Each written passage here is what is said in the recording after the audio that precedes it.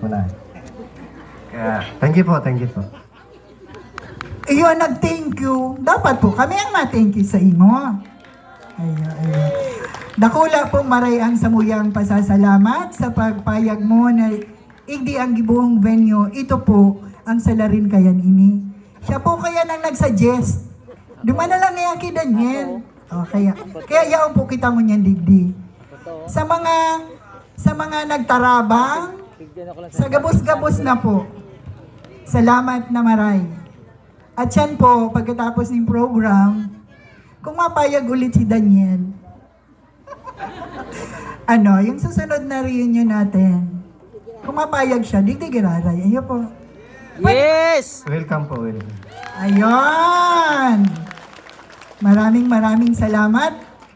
Sana po, kung pira kita ngunyan, madoble na sa susunod. Yun! Pwede? Pwede! Yun, kasi matagal naman yung preparations natin, di ba? Yung huling usap-usap po naming magpipinsan is last March 4, 2022.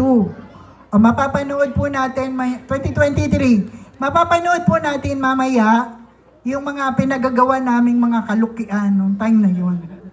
Ayun. Ikaw naman. Bye! Salta na, bye! Ayun lang po.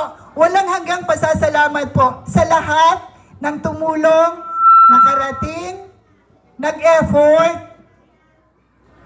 nag-contribute, tumulong, lalo na sa mga nagluto, nagawa ng stage, sa lahat na po. Kung hindi man namin kayo maisa-isa, alam na yun ng Diyos kung sino po kayo. Yun!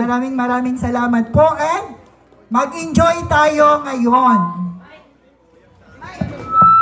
May question po kami. Bakit daw po ganito yung ating pong design sa stage? Paki-explain nga po.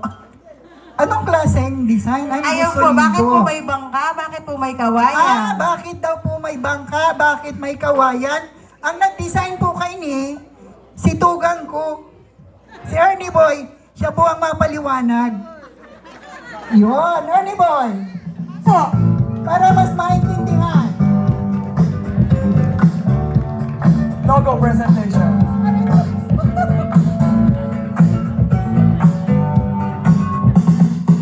Maraming na hapon po sa Gabos. Ang satuya po na logo mo niyan, bali binase sa nyato kung ano yung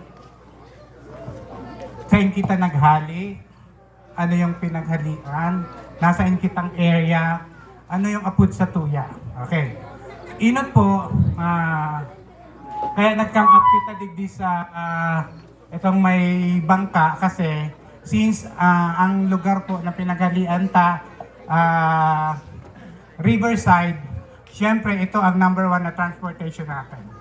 Yes. Diba? And yung iba naman po, dati, hanap buhay naman nga taman ang magbangka, ang maghanap ng sira gamit ang bangka. Okay. And doon din sa paghiling me, pag-search me, na bali kung paano we don't know kung talagang ito yung pinagmulan natin from Mexico, nakapunta rito, ganyan. Dahil sa boat, sa bangka. Kaya nagkaigwa digdi sa design na niya to, ning bangka, ali sa mga Obregon. Kasi kung ihilingon ta po sa Mexico, duman kadakol Obregon. Then, kaya may kawayan dyan kasi ang apuda kaya Bansag! sa tuya, kawayan, parayat na haralaba. Aralangkaw. Okay. Ako lang yung mataba. Tapos yon, inanami din na yung bawat kulay niya o nagabos para at least gabos kita sa ako, kay Leo. So yun yung naisip namin na magiging natin, logo. So by next year, kung gusto natin na baguhin or may gustong suggestion, pwede po natin gibuon uli or ang logo. Upgrade! Saka yun, igwa kitang kasabihan, basta Obregon, Uragon.